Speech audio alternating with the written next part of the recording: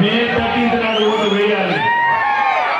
అది మీ హక్కు, మీ బాధ్యత. మీ బాధ్యత మామూలు కాదు. మీ భవిష్యత్తు బాగుండాలి. వేయాలి ఓటు. వేస్తారు కదా, వేస్తారు. కామినేని శ్రీనివాస్ మామూలు కాదు. మా సీమ ఒక్క నిమిషం పిలిస్తే